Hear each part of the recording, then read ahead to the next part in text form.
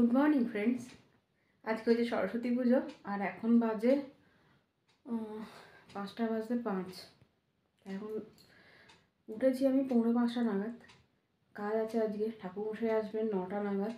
দেখি তাড়াতাড়ি করে সব কিছু করতে হবে। তো সবাই সরস্বতী পুজো খুব ভালোভাবে কাটাবেন। আজকে আবার 14ই ফেব্রুয়ারি। হ্যাঁ, তা চলুন আমি কাজগুলো করে নিই তাড়াতাড়ি। এই ঘরটা গোছাতে হবে, ঘরে অনেক জিনিসপত্র পড়ে আছে।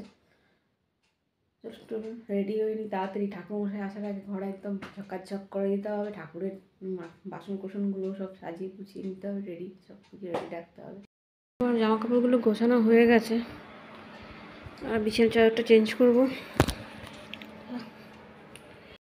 বাইরেটা আপনাদের দেখাই, কত অন্ধকার, পুরো ঘুটঘুট করছে অন্ধকার।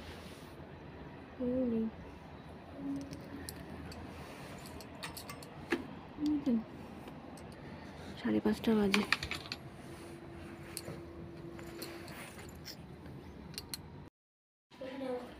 এখানে আমার ঠাকুরের এখানে সব কিছু গোছানো কমপ্লিট।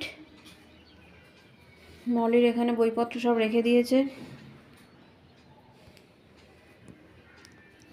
আমি খালি শাড়িটাই পরতে পারিনি, শেখরটা আসছে নাকি বুঝতে পারছি না যে শাড়িটা একটু পরবো। যদি বা চলে আসে মুশকিলে পড়ে যাবো। থাক, পুজোটা হয়েই যাক, সব কিছু টাইম মতো কমপ্লিট করে তো, মানে কমপ্লিট করতে পেরেছি এই অনেক। তো চলুন দেখি শেখরটা কখন আসে। সাজানোটা কেমন হয়েছে বলবেন। হ্যাঁ, ওটা আমি কালকে রাত্রিবেলা করে রেখেছি গাঁদা ফুলের মালাগুলো দিয়ে। এটা রাত্রিবেলা শোয়ার আগে মালাগুলো দিয়ে রেখেছি, আজকে সকালবেলা এগুলো সব করলাম, সব একা হাতে করেছি। আর মাম অবশ্য ওরও দোষ নেই, ওদেরকে দেখছিল।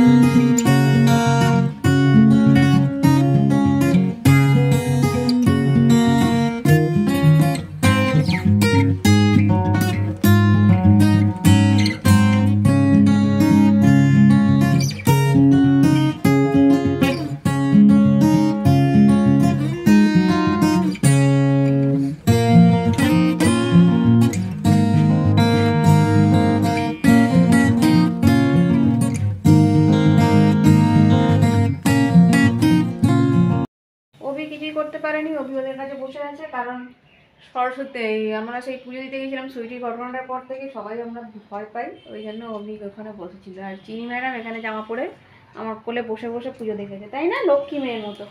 চলো, অলিকে এইভাবে সাজিয়েছি, কেমন লাগছে বলবেন। আমার রান্না কমপ্লিট। এখানে আলুর দম শেষের দিকে, এখানে আলু ভাজা বেগুন ভাজা, আর এদিকে করেছি খিচুড়ি। মা আজকে মুড়ি খেয়েছিল, মা বললো আমি মুড়ি খেয়েছি, তো আমি তাহলে খিচুড়ি কিছু খাবো না, করবো না। আমি তো জানি যে একা একা যেহেতু থাকে না বাড়িতে, তাহলে মা রান্না করতে চায় না। আর আগে তো আমরা ও বাড়িতে যেতাম, আজকের দিনে গিয়ে খেতাম আর কি সবাই মিলে, বাবু যখন বেঁচে ছিল। তো এখন তো না যাওয়া হয় না সরস্বতী পুজোর দিনটা। মা তাই জন্য রান্নাও করবে না, কিছু না।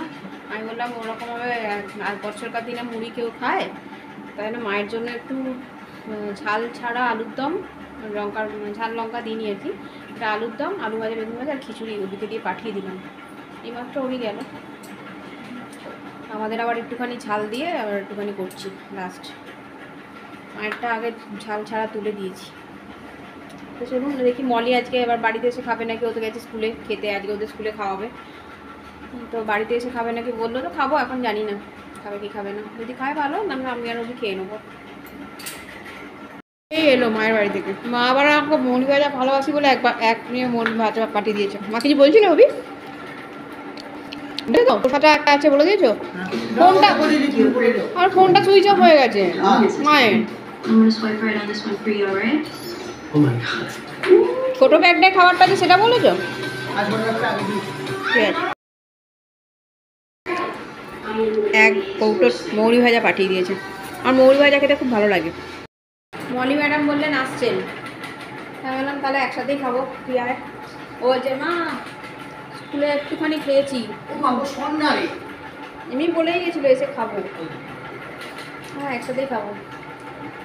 আমাকে 3:10 এখন ফিরছি।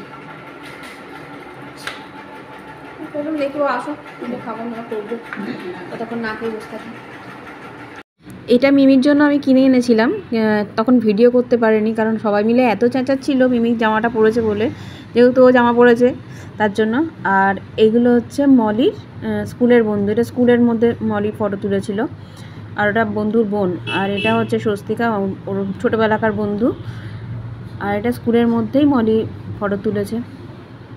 আর এটা হচ্ছে ওদের স্কুলের ঠাকুর। আর এটা হচ্ছে মলির কম্পিউটার স্যার, খুব স্নেহ করে মলিকে। আর এটা স্যারের বাড়ির সরস্বতী ঠাকুর। আর এইটা হচ্ছে স্কুলেরই টিচার স্টেলা দিদিভাই, ও ইংলিশ পড়ে এনার কাছে। আর এগুলো ও র্যান্ডাম ফটো তুলেছে। আজকের ভিডিওটা আমি এখানেই শেষ করছি। সবাই ভালো থাকবেন, সুস্থ থাকবেন, টাটা।